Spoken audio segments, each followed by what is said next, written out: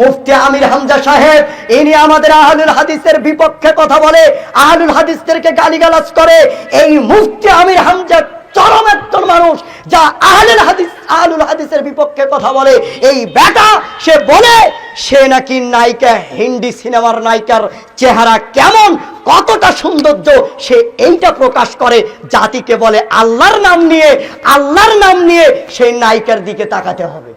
আপনারা বলুন তো, আমাদের কি কোনো শত্রু থাকার কথা ছিল? সবাই একটু কথা বলবেন। শত্রু থাকার কোনো কথা ছিল?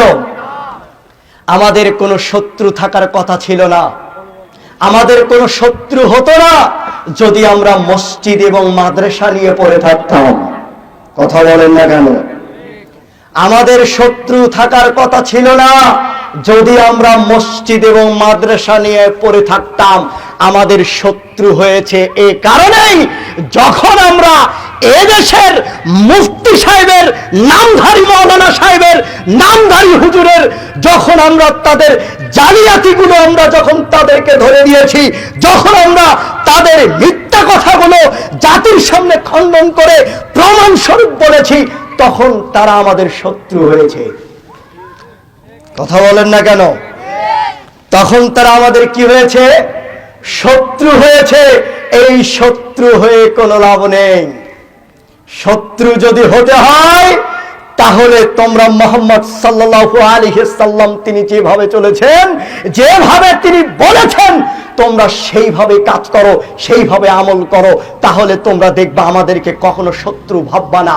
যখনই তোমরা রাসূলের বিরোধিতা করো, যখন তোমরা রাসূলের বিপক্ষে চলো, তখন তোমরা আমাদের বিরোধিতা করো। এই জন্য তো এই দেশের মাটিতে হাজারো আলেম ওলামাকে বিভিন্ন ভাবে অপমান অপদস্থ করা হয়। তাদেরকে বলা হয় জঙ্গি, তাদেরকে বলা হয় আহলে খবিস, তাদেরকে বলা হয় লামাধাবী, তাদেরকে বলা হয় এরা হচ্ছে খ্রিস্টানদের ওয়াহাবি, তাদেরকে বলা হয়, আরো বিভিন্ন মাধ্যমে অপমান করা হয়। যে সমস্ত বক্তারা এই সমস্ত স্টেজে উঠে, মাহফিলের স্থানে উঠে, যারা আহলুল হাদিসের বিরোধিতা করে, যারা আহলুল হাদিসদেরকে গালিগালাজ করে, তারা এই মাহফিলের স্থানে বসে, এই সম্মানিত চেয়ারে বসে, তারা এমন নিকৃষ্ট ব্যক্তির, এমন জঘন্য ব্যক্তির নাম নেয় যে নায়িকার চেহারা কেমন, নায়িকা কেমন সুন্দরী, এই চেহারাগুলি, এই নায়িকার বর্ণনা এই মাহফিলে, এই স্টেজে বসে তারা দেয়। কথা বলেন না কেন? দেয় কি দেয় না? আপনারা যারা ইউটিউব ফেসবুক ঘাটেন তারা দেখেন, মুফতি আমির হামজা সাহেব, ইনি আমাদের আহলুল হাদিসের বিপক্ষে কথা বলে, আহলুল হাদিসদেরকে গালিগালাজ করে। এই মুফতি আমির হামজা চরম একজন মানুষ, যা আহলুল হাদিসের বিপক্ষে কথা বলে।